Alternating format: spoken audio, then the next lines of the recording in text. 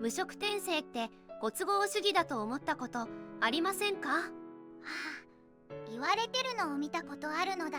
ロキシーとの再会とかタイミング良すぎるって。実はその指摘正しいんです。ただし都合よく動かしていたのは作者ではなく作中の神なんですけどね。どういうことなのだ？今回は原作小説の記述をもとに人神が TP1 から TP4 まで全てのイベントを操作していたという考察をお届けします。先に用語だけ、この動画でターニングポイントは原作通り TP1 が転移事件、TP2 がオルステッド戦、TP3 がベガリット域、TP4 が地下室の事件を指します。なおこの動画は原作小説14巻以降の内容を含む重大なネタバレがあります。アニメ派の方はご注意ください。まず結論から言います。親子喧嘩もノルンとの喧嘩もロキシーとの再会もそしてパウロの死も全部人神がそうなるように操作しています。いやいや、いきなり言われても意味がわからないのだ。一個ずつ説明するのだ。ですよね。ではまずそれぞれ何のための計画なのかだけ先に押さえておきましょう。詳しい手口は後半でやります。一つ目、ミリシオンでの親子喧嘩。あれの目的はノルンをルーデウス嫌いにすることです。ノルン？パウロじゃなくて？ノルンです。ノルンがルーデウスを嫌う、シャリーアで引きこもる、和解する、この一連の流れがあって初めて後のノルンとの衝突が効いてくるんです。二つ目、そのノルンとの喧嘩。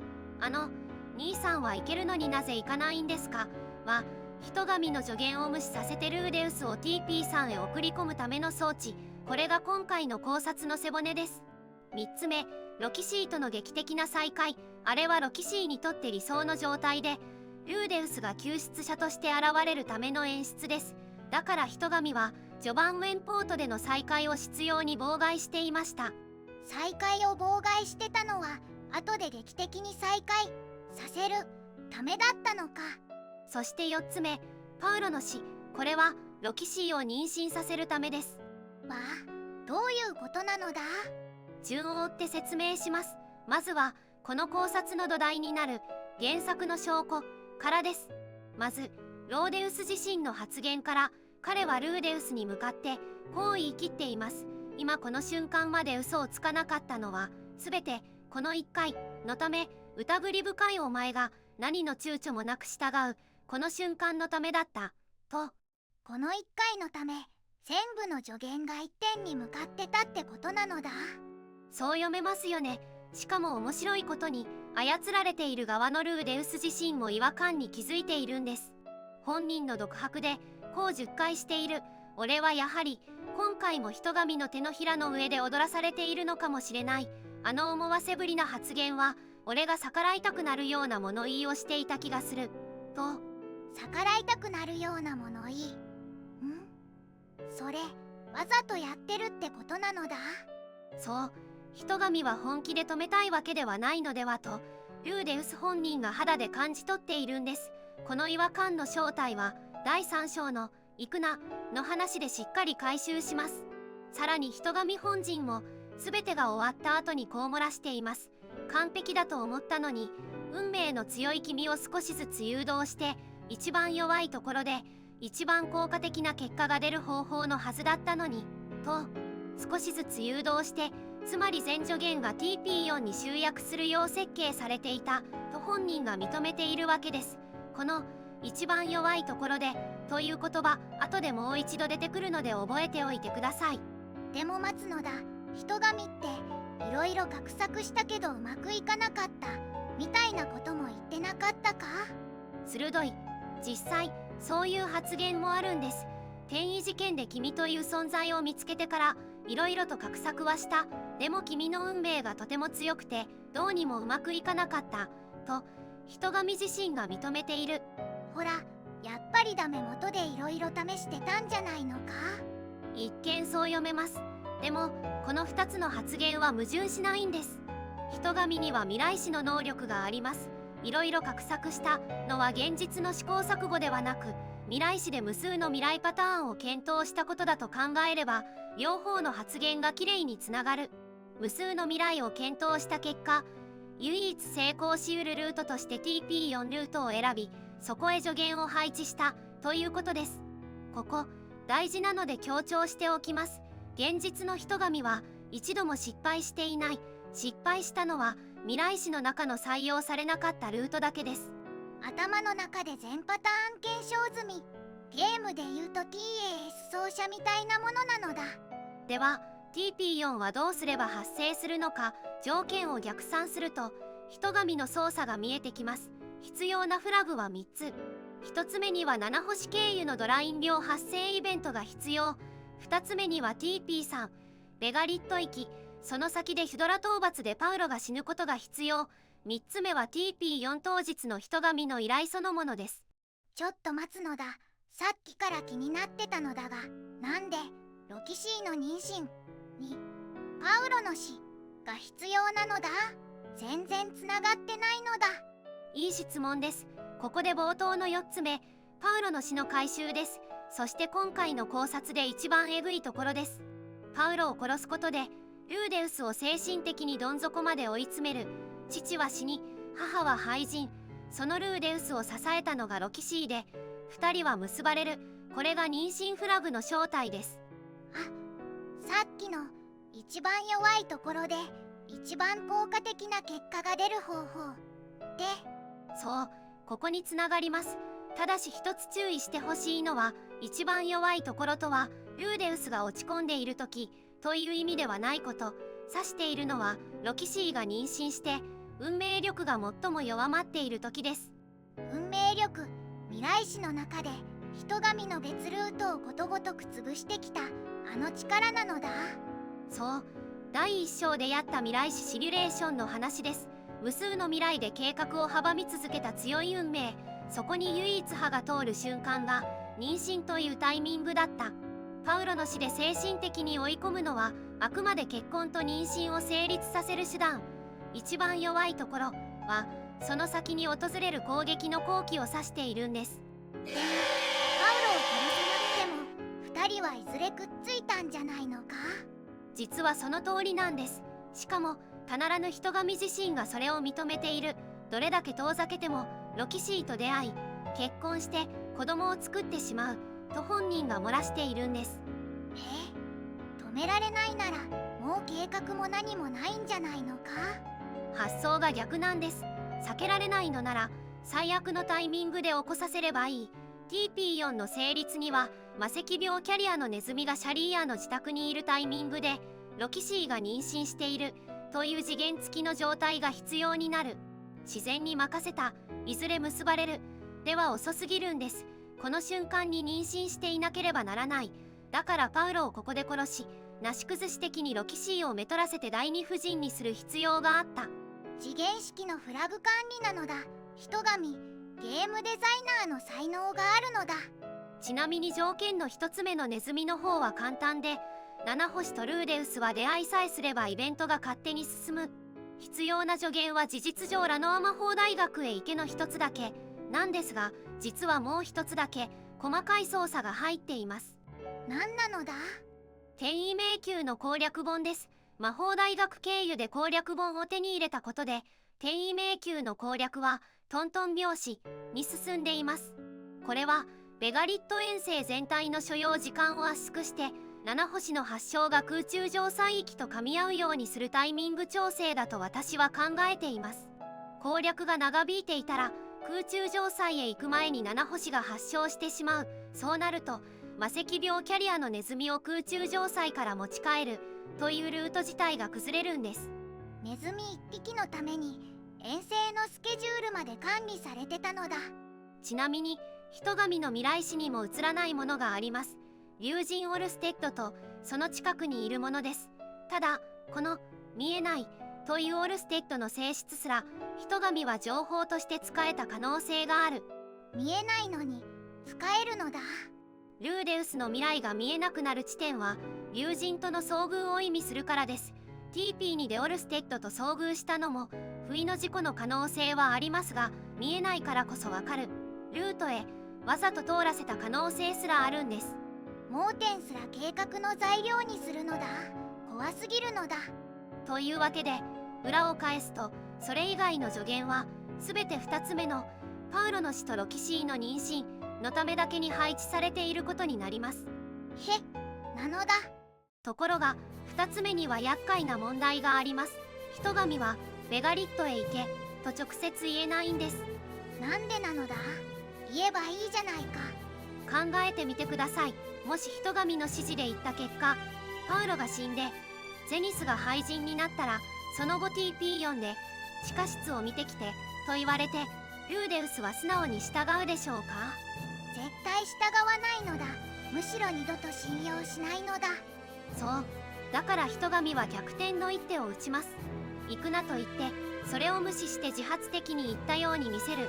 これならパウロが死んでも責任は人神ではなく忠告を無視した自分にある。信頼は壊れない。性格が悪すぎるのだ。それだけじゃありません。この逆張りにはもう一つ恐ろしい効能があります。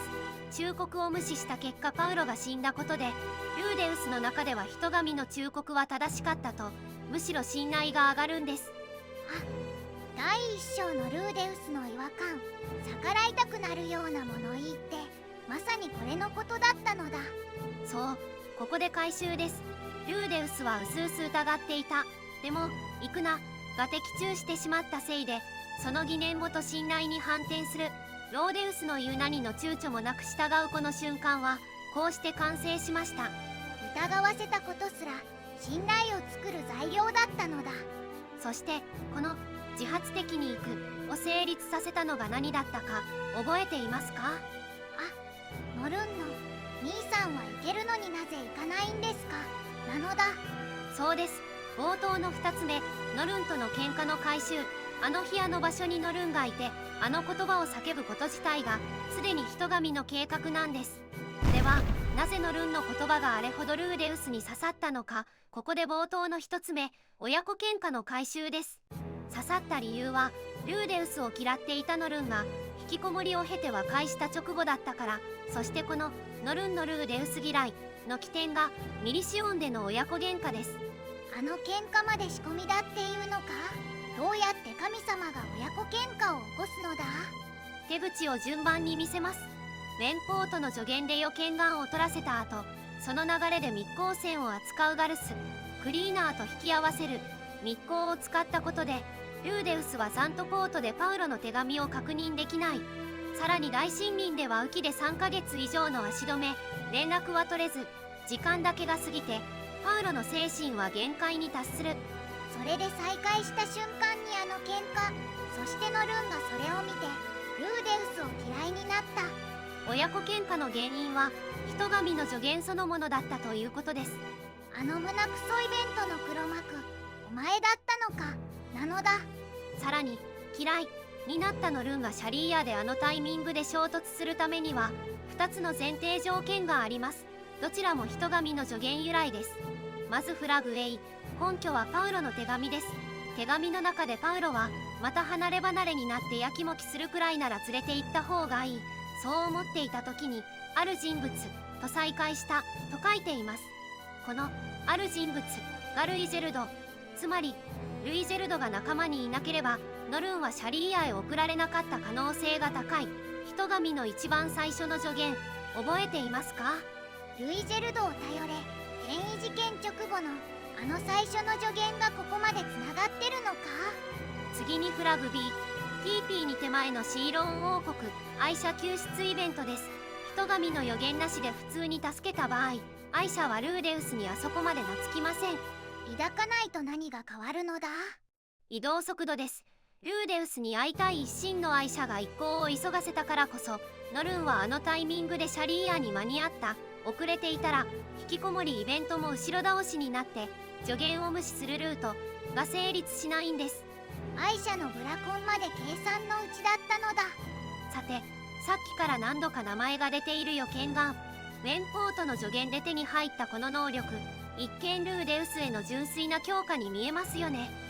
1秒先が見える地位と能力なのだ。もらって得しかないのだ。ところがこれこそパウロを殺すための最重要ピースなんです。役割は3つ。役割の1つ目、ルーデウスを前線に立たせる。予見眼がなければ遠距離魔術師のルーデウスはヒュドラ相手に前衛で戦えません。つまり予見眼なしではあのヒュドラ討伐戦の陣形そのものが成立しない。役割の2つ目、パニックの隙を作る。パウロが死んだ瞬間を思い出してください。ルーデウスは予見眼の視界の外から飛んできた光景を見てパニックに陥りました。1秒先が見えているはずの目のその視覚から最悪の光景が飛び込んでくる。予見眼に頼っていたからこそあの隙は生まれたんです。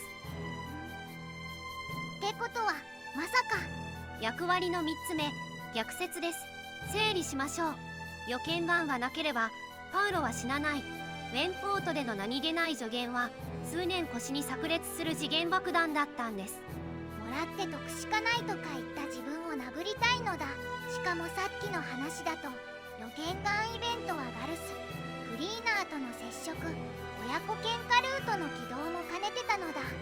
そうです。おまけに裏路地を探し回っている間にウェンポートに来ていたロキシーとは入れ違いになる。滞在のタイミングをずらして再開を回避する効果まであった。一つの助言で3つ以上のフラグを立てる人神の助言の中でも最高効率の一手ですね。さらに人神はヒュドラ戦の後にロキシーとの結婚が成立するための布石まで事前に打っています。一つ目、エリナリーゼの動向。彼女のふんどしの技術、実は人神由来なんです。 TP25 のやり取りでルイジェルドの呪いの槍を例に呪いを移すという概念を教えていて、ルーデウスがそれをクリフに伝えています。ふんどしがなければエリナリーゼはベガリットに同行できません。ふんどしまで神の采配だったのだ。でもエリナリーゼの動向ってそんなに重要なのか？ここが重要なピースなんです。私の考察ではエリナリーゼがいなければロキシーとルーデウスはおそらく結婚しません。考えてみてください。ルーデウスにはシルフィという妻がいます。父の死と母の廃人化で打ちのめされ、罪悪感で頭を抱えるルーデウスが自力で第二夫人としてめとるという結論にたどり着けたでしょうか。一夜の過ちと結婚の間には本来大きな溝がある。その溝に橋を架けて2人の関係を結婚後押ししたのがエリナリーゼです。つまり人神は呪いを移すって概念を1個教えただけで数年後の結婚の立ち会い人まで手配してたってことなのだ。2つ目が決定打です。ザノバたちが同行できないタイミングを作ったギースの手紙。ラパンとシャリーアの間は移動だけで半年かかります。ルーデウスがラパンに着いた時点でロキシーの遭難から約1ヶ月。ちなみにルーデウス1行がはるかに短い期間で移動できているのは転移を使った工程だからです。手紙は通常の輸送網で運ばれるので丸々半年かかる。ちょっと待つのだ。計算すると手紙が出されたのはロキシーが遭難するより半年近く前なのだ。そうなります。ただここはフェアに言っておくと、これ自体は物理的に不可能ではありません。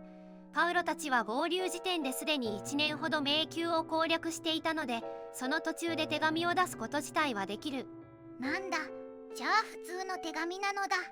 では聞きますが、ロキシーが遭難した後でもなく攻略を始めた直後でもない、その中途半端な時期になぜ手紙を出したんでしょう。そして結果を見てください。手紙を受け取り急いで旅立ち合流したと思ったら、ロキシーが死ぬ数秒前。数秒前？いくらなんでもできすぎなのだ。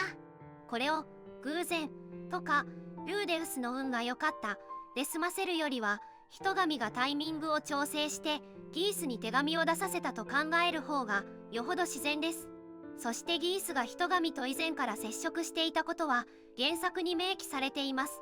人神との対話の場面でギースは、お前が姿を見せるのは久しぶりだ、迷宮の時以来だと言っているんです。迷宮の時以来、転移迷宮編以前からの接触が確定です。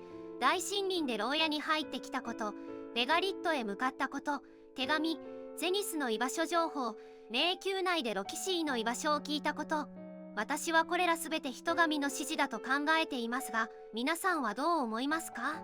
そして冒頭の3つ目、ロキシーとの劇的な再会の回収です。転移迷宮での再会はロキシーにとって理想の状態で、ルーデウスが救出者として現れるよう演出されています。思い返せば人神は序盤から一貫してウェンポートでの再会を妨害してきました。ルイジェルドを頼れもペット捜索を受けろも裏路地を探せも経路とタイミングの操作でロキシーを避けさせている。早い段階で普通に再会していたらロキシーはただの昔の師匠のまま絶望の淵で憧れの弟子に命を救われる。この落差の演出こそが後の関係の起爆剤で、人神はそのために数年がかりで再会を取っておいたんです。感動の再会シーンだったのに、裏でプロデューサーが台本書いてたのだ。では最後に人神の助言とその真の狙いを時系列で全部並べてみましょう。一つ目、転移事件直後ルイジェルドを頼れ序盤でロキシーと再会させず劇的な再会を温存しノルンをシャリーヤへ運ばせるため。二つ目、リカリスの町ペット捜索の依頼を受けろ町を追い出させてロキシーと鉢合わせないようにするタイミング調整と、もう一つ、この依頼でルイジェルドとわざと喧嘩させ和解を経てルーデウスを戦士として認めさせています。これが効くのがウェンポートで、戦士と認めたからこそルイジェルドは密輸船での密航に目をつぶった。あの喧嘩まで仕込みで、しかも密航の伏線だったのだ。三つ目、ウェンポート食べ物を持って裏路地を探せ。今回の考察の最重要助言です。予見眼の入手でヒュドラ船の前線と死角の隙押し込みパウロを死なせる。同時にガルスクリーナーと接触させザントポートの手紙を見逃させ雨季の足止めで親子喧嘩を起こす。さらに愛車救出ルートの起点になりロキシーとの再会も回避。一つの助言で何重ものフラグ立てです。四つ目、イーストポートシーローン王国へ行け。愛車をルーデウス大好きにしてノルンを TP さんの引き金の場面に間に合わせるため。またザノバと師弟関係を結ばせアトーフェ戦で勝てるようにする采配でもあります。これがないとアトーフェに負け空中城塞からネズミを持ち帰れない可能性が高いです。ザノバとのあのバカみたいな出会いにも意味があったってことなのだ。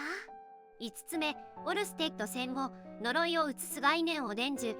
エリナリーゼを同行させロキシーとの結婚の後押し役を確保。6つ目、魔法大学に入学し転移事件を調べろ。転移迷宮の攻略本でベガリット遠征を短縮し7星の発症タイミングを調整。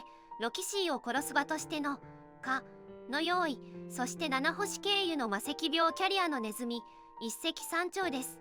番外ティースの手紙ロキシーが死ぬ数秒前に間に合うできすぎたタイミングで発想を調整しザノバラを外したメンバー構成もコントロール。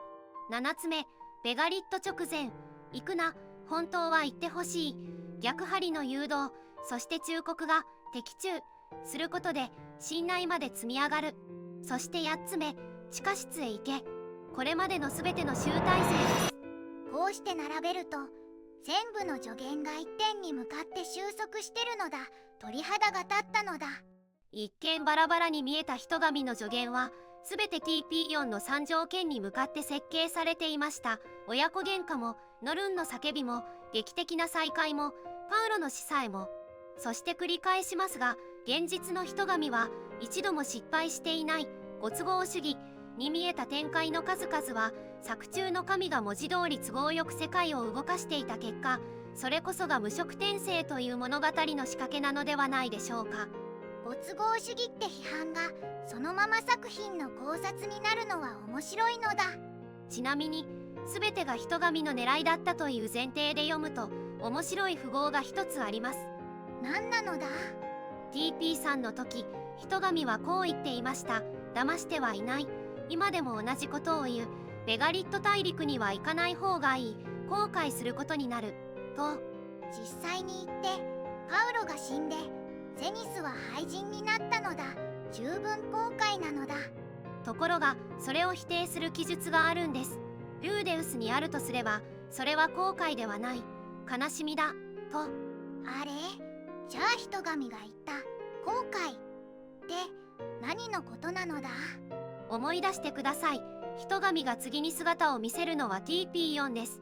そしてその TP4 の時点でもルーデウスはまだ後悔まではしていない。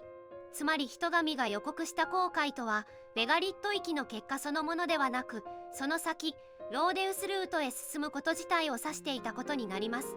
第1章でこの1回のためと叫んでいたあのローデウスです。ヒーピーヨンのさらに先まで見えていて、そこで初めて後悔するって言ってたのだ。なんて先まで読んでるのだ。そして騙してはいないという言葉もここでも嘘になっていない。人神は最後まで本当のことだけを言って追い詰めていたわけです。ギースの行動をどこまで人神の指示と見るか、また人神の予言に対する皆さんの解釈もぜひコメントで教えてください。参考になった方はチャンネル登録と高評価をお願いします。次回の考察でまた会うのだ。